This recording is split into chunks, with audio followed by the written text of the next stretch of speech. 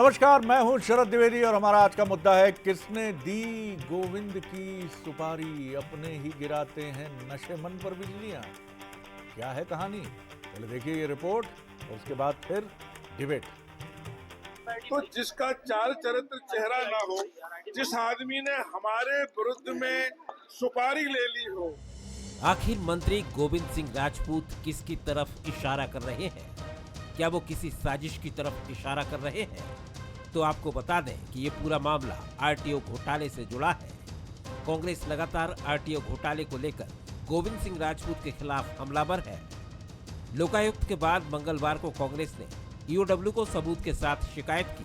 कांग्रेस विधायकों के प्रतिनिधि मंडल ने ईओडब्ल्यू के महानिदेशक से मुलाकात कर परिवहन घोटाले से जुड़े सबूत पेश किए। इस पर प्रतिक्रिया देते हुए गोविंद सिंह राजपूत ने नेता प्रतिपक्ष उमंग सिंघार पर उनके नाम की सुपारी लेने का आरोप लगाया। तो जिसका चाल चरित्र चेहरा ना हो, जिस आदमी ने हमारे विरुद्ध में सुपारी ले ली हो। सर, ये सुपारी किससे ली है? ये सुपारी देने वाला व्यक्ति कौन है, सब जानते हो आप लोग। उमंग सिंघार जी ने हमारे नाम का टेंडर ले लिया है। अब उनका कर्तव्य है कि वो लोग सब जगह जाएंगे, नहीं जाएंगे तो उन्हें फिर टेंडर वापस करना पड़ेगा। उमंग सिंघार जी से पूछना चाहिए कि वो 2 करोड़ की डिफेंडर गाड़ी में कहां से ढूंढते, किसकी है, ये भी जांच का प्रश्न है। सिंघार लगातार गोविंद सिंह राजपूत और उनके सहयोगियों पर कार्रवाई की मांग कर रहे हैं।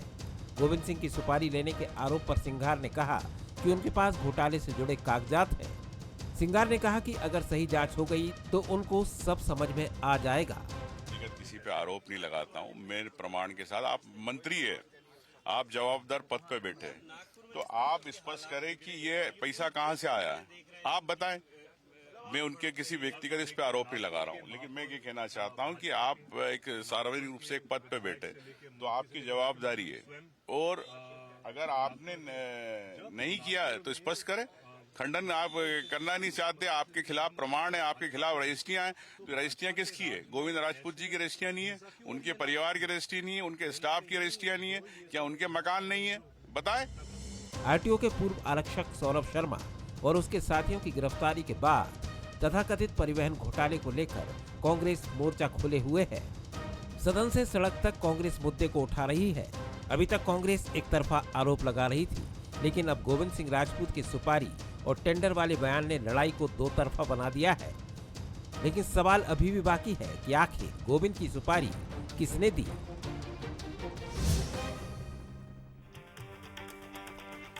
तो देखा आपने कि क्या है पूरा मसला। पहले बंसल न्यूज के सवाल देख लीजिए। क्या सुपारी या टेंडर की बात कहकर गोविंद राजपूत किसी सियासी साजिश की तरफ इशारा कर रहे हैं? क्या आरटीओ केस में कांग्रेस गोविंद सिंह राजपूत को टारगेट कर चल रही है? क्या कथित आरटीओ घोटाले के बाद बीजेपी की अंदरूनी सियासत की कलह है भी या है ही, ये भी सतह पर आ गई है? तो तीनों सवाल बहुत अहम है। अब सवाल ये है कि सुपारी देने वाले को भी आप जानते हो, ये कह रहे हैं गोविंद सिंह राजपूत, और ये भी कह रहे हैं कि टेंडर दे दिया गया है। ये सब जानते हैं कि मध्य प्रदेश के बुंदेलखंड की राजनीति के 3 प्रभावशाली राजनेता गोपाल भार्गव, गोविंद सिंह राजपूत और भूपेंद्र सिंह जी के बीच में एक बिना कही हुई प्रतिद्वंदिता देखने के लिए मिली। फिर धीरे से गोपाल भार्गव इस प्रतिद्वंदिता से बाहर हो जाते हैं और मेन राइवलरी बचती है कथित रूप से भूपेंद्र सिंह और गोविंद सिंह राजपूत के बीच में। इसमें प्रदेश संगठन के मुखिया को भी लपेटने की कोशिश होती है, उनको लेकर भी बातें कही जाती हैं, और तमाम मसला ये समझ में आता है कि 2 बड़े नेता बुंदेलखंड के कद्दावर नेता, एक जो खाटी बीजेपी से हैं और एक जो कांग्रेस से बीजेपी में आए हैं, उनके बीच में तकरार और कहीं ना कहीं दरार गहरी होती चली गई है। और ये पहला मौका है 2020 के बाद जब दिग्गज कांग्रेस नेताओं का बीजेपी में आना हुआ, लेकिन तब से लेकर अब तक कोई भी ऐसा मसला सामने नहीं आया जहां कांग्रेस से बीजेपी में आए नेता और खाटी बीजेपी नेता के बीच में तकरार का कोई बड़ा मसला देखा गया। गोविंद सिंह किधर इशारा कर रहे हैं ये तो वही जानते हैं, लेकिन तरह तरह की अटकलबाजियां हैं और ये बीजेपी के लिए भी चिंता का विषय है, जिस तरह से अब खुलकर बयानबाजी पहले भूपेंद्र सिंह जी ने की और अब गोविंद सिंह राजपूत भी मुंह खोल रहे हैं। जो मेहमान हमारे साथ हैं उनसे मिल लीजिए। मेरे साथ स्टूडियो में है Manoj Saini, executive editor political affairs, जो इस पूरे मामले पर निगाह रखे हुए हैं। हमारे साथ हैं पंकज चतुर्वेदी, बीजेपी प्रवक्ता, लेखक, मोटिवेशनल स्पीकर, उनका बहुत स्वागत है। और अजीत भदौरिया साहब हैं, सीनियर कांग्रेस लीडर और कांग्रेस के प्रवक्ता, उनका भी बहुत स्वागत करता हूँ। मनोज, जो एक चर्चित टेलीविज़न सीरियल का डायलॉग है, कुछ तो गड़बड़ है दया, कहाँ गड़बड़ है बताइए जरा। गड़बड़ तो है, और गड़बड़ आरटीओ में है, क्योंकि गड़बड़ी तो किसी से छिपी नहीं है, बड़ी गड़बड़ी है। बड़ी मात्रा में राशि पकड़ी जाती है। सौरभ अदनासा सिपाही अचानक करोड़पति अरबपति बन जाता है। मैं कभी कभी सोचता हूँ सर जी कि हम अमूमन ऐसा सुनते हैं कि फलाने व्यक्ति के साथ ऐसा हुआ तो उसके घर वालों को उठा लिया पुलिस ने या जांच एजेंसियों ने। इस मामले में कोई क्यों नहीं उठाया, ये बड़ा सवाल है। अब वो किसके लिए है या कौन कौन, क्योंकि इसमें तो कई सारे नाम हैं, एक दूसरे पर आरोप प्रत्यारोप लगा रहे हैं। गोविंद सिंह राजपूत पर उमंग सिंगार खुलकर कह रहे हैं। जो दस्तावेज आज उन्होंने प्रस्तुत किए, 2 दिन से वो दे रहे हैं। पहले लोकायुक्त में पहुंचे और फिर आज ईओडब्ल्यू में पहुंचे। दस्तावेजों को पत्रकारों को दिखा के पलट रहे थे कि कितनी जमीन है, अचानक कितने करोड़पति अरबपति लोग बन जाते हैं, इस तरह के आरोप उनके। लेकिन ये आरोप प्रत्यारोप है, जांच का विषय है, लोकायुक्त पूरे मामले में जांच करेगा। पर जांच में देरी क्यों? 3 एजेंसियां जांच कर रही है। चाहे ईओडब्ल्यू की बात करें, अब तो ईओडब्ल्यू के पास भी मसला है, लोकायुक्त ऑलरेडी है, ईडी जांच कर आगे बढ़ रही है। ऐसा भी कह रहे हैं कुछ और अन्य एजेंसियां, इनकम टैक्स भी इसमें शामिल है। और 52 किलो सोना की गाड़ी, आज तक पता नहीं लगी कि आखिर गाड़ी के नाम रजिस्ट्रेशन है, चेतन का नाम है, सब कुछ है। पर यह दूसरा मसला है बुंदेलखंड, जिसकी तरफ आप इशारा कर रहे थे। निश्चित रूप से इस समय बुंदेलखंड उबल रहा है, सियासी राजनीति में उबल रहा है। और वो बुंदेलखंड जो हमेशा भारतीय जनता पार्टी का साथ देता रहा है, वहाँ यदि ये सब है तो ये चिंता का विषय तो है बीजेपी के लिए भी। लेकिन कांग्रेस के पास मौका है, क्योंकि दस्तावेज भी है और सबूत भी है। अब आगे की जांच लोकायुक्त को करना, पर बहुत बड़ा मसला है ये। जितना बजट नहीं है आरटीओ का, उससे ज़्यादा तो घोटाला हो गया।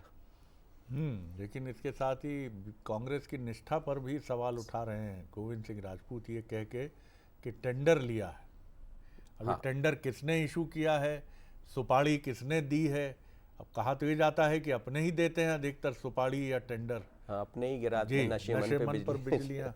तो अब देखते हैं क्या होता है। और काफ़ी ये मसला अब आगे तो बढ़ चुका है।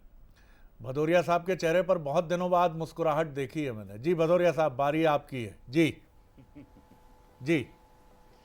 देखिए आदरणीय शरद जी, कर्ज, करप्शन और कमीशन की ये सरकार है। इससे किसी को भी कोई उम्मीद नहीं है सिवाय भ्रष्टाचार के। ये लोग अपना बजट भी इसीलिए बढ़ाते हैं कि कर्जा ज़्यादा ले सके और कर्जा लेके ज़्यादा से ज़्यादा घी पी सके। और जैसे आदरणीय मनोज जी ने कहा ना, जितना ट्रांसपोर्ट विभाग का बजट नहीं, 150 करोड़ टोटल बजट है, और अकेले सौरभ शर्मा के पास ही 1200 करोड़ की संपदा है। आप सोचिए, अभी आपके उस पर ब्रेकिंग देख रहा था, 1 लाख रुपए किलो चांदी हो गई और 40 कुंटल चांदी सौरभ शर्मा के ऑफिस के नीचे, टाइल्सों के नीचे दबी हुई मिली। आदरणीय शरद जी, ये मध्य प्रदेश का विकास है, और वो सिर्फ और सिर्फ भ्रष्टाचार में। अब आप आइए कि टेंडर ले लिया ना ले लिया, ये गोविंद राजपूत जी सिर्फ डाइवर्ट करने की बात कर रहे हैं। उमंग सिंगार जी जब से नेता प्रतिपक्ष बने हुए हैं, उन्होंने पूरे मध्य प्रदेश कांग्रेस के विधायक दल के साथ रहकर, साथ में लेकर आदरणीय शरद जी, मध्य प्रदेश सरकार में जो घोटाले हुए हैं, जो अनियमितताएं, उनको लगातार उजागर किया। चाहे वो आपका नर्सिंग घोटाला हो, विश्वास सारंग जी को टारगेट किया हो, उनके विभाग का उनकी गलतियां थी उनको जनता के सामने लाया हो, या अब ये गोविंद राजपूत जी का, ये तो इनकी आपस की खींचतान है। मैं तो आपसे 2020 से ही चर्चा के समय आदरणीय शरद जी कहा था, आपके सानिध्य में जब जब चर्चा हुई है, मैंने कहा कि ये तो मूल और आयातितों के बीच में लड़ाई चलेगी, परंतु ये लड़ाई सिर्फ और सिर्फ बंदर बाट की है। आप देखिए, 3 परिवहन मंत्री हैं, जिसमें 2 पूर्व परिवहन मंत्री हैं, वर्तमान में उदय प्रताप सिंह परिवहन मंत्री। ये तीनों के बीच में आपस में खींचातानी चल रही। कौन किसको टारगेट कर रहा है, ये भारतीय जनता पार्टी का आंतरिक मसला है। परंतु आदरणीय शरद जी, ये मध्य प्रदेश के लिए अत्यंत चिंतनीय विषय है कि 4 माह हो गए इतना बड़ी राशि में पैसा पकड़ा गया, सोना पकड़ा गया, परंतु आज तक आदरणीय मनोज जी ने कहा ना, सौरभ शर्मा के किसी परिजन को नहीं चलिए, उठाया गया। मैं उस लौटता हूं। डायरी में क्या क्या जी। नाम है, किसी भी जांच एजेंसी ने आदरणीय शरद जी एक्सपोज नहीं किए उन नाम को। आप बहुत वरिष्ठ पत्रकार है, मैं थोड़ा सा पीछे ले जाऊंगा, 1 मिनट चाहूंगा आपसे। एक लाल डायरी आई थी बहुत पहले, उसमें जिन जिन लोगों के नाम आए थे आदरणीय शरद जी, चाहे वो अडवाणी जी हो, कमलनाथ जी हो, या जो भी नेता हो जिस पार्टी का, उसने नैतिकता के आधार पर इस्तीफा दे दिया था। जी। आज ये स्थिति है कि पूरी सरकार लग जाती है उसको बचाने, दिल्ली से लेके भोपाल तक। लेकिन अब वही है कि वो शोले का डायलॉग है भदौरिया साहब की, इतनी डायरियां आई हैं कि मुझे तो सारी डायरियों में एक ही जैसा मजमून नज़र आता है। तो क्या कहा जाए डायरियों में, और कहाँ सौरभ शर्मा जैसे किरदार प्रकट हो जाते हैं। सरकारें बदलती हैं, उनके नाम बदलते हैं, कोई कांग्रेस की होती है, कोई बीजेपी की होती है, कोई और किसी पार्टी की होती है, लेकिन सबसे ज़्यादा फायदे में रहते हैं सौरभ शर्मा जैसे लोग। भगवान जाने किस तरह की, जसपाल भट्टी साहब होते तो स्वर्गीय, तो बहुत अच्छे से रोशनी डालते कि बहुत ज़रूरी है इस तरह के लोग होना, और अगर इनका सानिध्य मिल जाए तो गजब ही हो जाए। पंकज जी, हल्का नहीं करूंगा विषय को, आपकी तरफ आ रहा हूं, जवाब दीजिए। इन्होंने तो एक और एंगल दे दिया, भदौरिया साहब तो एक और एंगल का दावा कर रहे हैं कि 3 परिवहन मंत्री, 2 एक वर्तमान 2 पूर्व, इनके बीच खींचतान है, ये इनका एंगल है। जी देखिए शरद जी, सेवा, समर्पण और प्रतिबद्धता की सरकार है, और जो असली एंगल है उधर कांग्रेस के लोग जा ही नहीं रहे। असली एंगल है जितेंद्र पटवारी वर्सेस उमंग सिंगार, और पूरी प्रतिद्वंद्विता, स्पर्धा, प्रतिस्पर्धा इस बात की है कि कौन कांग्रेस पार्टी का मध्य प्रदेश का बड़ा नेता है, उमंग सिंगार के जितेंद्र पटवारी।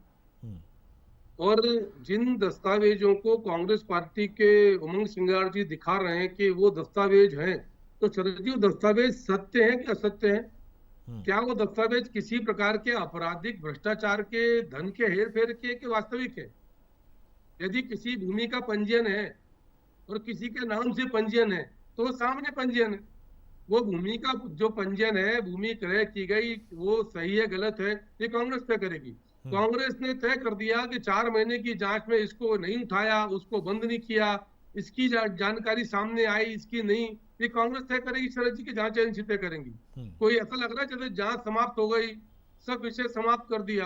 अरे जिस विषय में माननीय मुख्यमंत्री जी कहें कि विषय में अधिकतम और उच्चतम स्तर की जांच होगी, ईडी जिस विषय में जांच कर रही है, लोकायुक्त जांच कर रहा है, इनकम टैक्स की अपनी प्रक्रिया जारी है, ईओडब्ल्यू की अपनी प्रक्रिया जारी है, 3-3, 4-4 बड़ी निष्पक्ष संस्थाएं जांच कर रही है, और हम कांग्रेस पार्टी कह रही है कि साहब हमने क्लीन चिट दे दी है, किसी का पता नहीं चल रहा, किसका सोना किसकी चांदी। अरे जांच में सब पता चलेगा। और मूल मुद्दा शरद जी सिर्फ ये है कि जितेंद्र पटवारी वर्सेस उमंग सिंगार, उसका झगड़ा एक ही एंगल है इस पूरे झगड़े का, और उस सारे झगड़े में जो सुपारी किंग है उनका नाम है श्रीमान दिग्विजय सिंह, जो गंडे के पीछे से उमंग सिंगार से। ये तो पूछिए जरा गोविंद जी से कि कौन टेंडर और सुपारी दे रहा है साहब, बड़ा गंभीर स्टेटमेंट है सर, बता रहा हूँ आपको जी कि दिग्विजय सिंह जी ने दी है सुपारी जी। दिग्विजय सिंह जी, मेरा अनुमान है सर जी, आपके मित्र कुछ कहना चाह रहे हैं, सुन लेते हैं 1 मिनट, जल्दी से 10 सेकंड में। हमारी बात अधूरी है सर। नहीं, आपकी तरफ लौट रहा हूँ। ये अच्छी बात है ना आदरणीय शरद जी, ये अच्छी बात है। कल तक ये भारतीय जनता पार्टी के लोग कहते थे कि कांग्रेस में समन्वय नहीं है। उमंग सिंगार जी, आदरणीय दिग्विजय सिंह जी और प्रदेश अध्यक्ष जीतू पटवारी जी के समन्वय से भारतीय जनता पार्टी के भ्रष्टाचार उठा रहे हैं, तो इसमें सुपारी कहां से हो गई? आऊंगा तो पूरे कांग्रेसी मिलकर भदौरिया साहब, आऊंगा जी। हम तो उठा रहे हैं भ्रष्टाचार। हाँ पंकज जी, ये झगड़ा वही है सर कि जितेंद्र पटवारी वर्सेस उमंग सिंगार, उसके चलते भारतीय जनता पार्टी के नेताओं को 20 करोड़ का मानहानि का नोटिस दिया उमंग सिंगार जी को इसी कृत्य के लिए। बात हो जाने दीजिए, बात हो जाने। भदौरिया साहब, उन्होंने कुछ नहीं कहा, आपके बीच में कुछ नहीं बोले। उत्तर जी 20 करोड़ की मानहानि का नोटिस दिया है आदरणीय गोविंद राजपूत जी ने आदरणीय उमंग सिंगार जी को, उनके इस सारे झूठ के लिए। तो 20 करोड़ का मानहानि का नोटिस देना इस बात का परिचायक है कि भारतीय जनता पार्टी की सरकार, मंत्री, मंत्रिमंडल, संगठन, कहीं कोई भेद विभेद नहीं है। हम सब मिलकर कांग्रेस के षड्यंत्र के विरोध में है, जो मूलतः भारतीय जनता पार्टी के संगठन, सरकार को बदनाम करने का षड्यंत्र है। इनके पास कोई प्रमाण नहीं है, और कोई प्रमाण है तो जाओ सामने, लोकायुक्त तो सर कोई पी भी दर्ज नहीं करी उसके ऊपर, कागज ले लिए क्योंकि आदर है, नेता प्रतिपक्ष है, लोकायुक्त रहते हैं उस प्रक्रिया के लिए, पर लोकायुक्त को चिट्ठी देना यानी भ्रष्टाचार का प्रमाणन नहीं है सर। जी जी जी, नहीं ठीक कह रहे हैं आप पंकज जी। दस्तावेज दिए गए हैं, उनका विश्लेषण होगा, विश्लेषण के बाद अगर वो उपयुक्त तो पाए गए कि हाँ इसमें कोई प्रकरण दर्ज किए जाने योग्य विषय प्रतीत होता है तो वो दर्ज किया जाएगा, लेकिन अभी फिलहाल इस तरह की कोई सूचना नहीं है।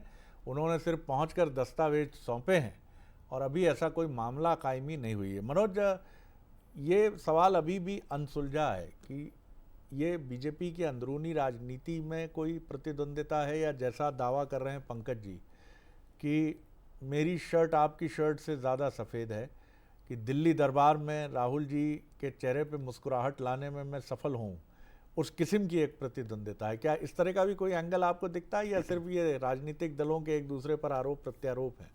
ये साइड इफेक्ट है सर, ये वो साइड इफेक्ट है जिसकी चर्चा हम पहले से करते रहे।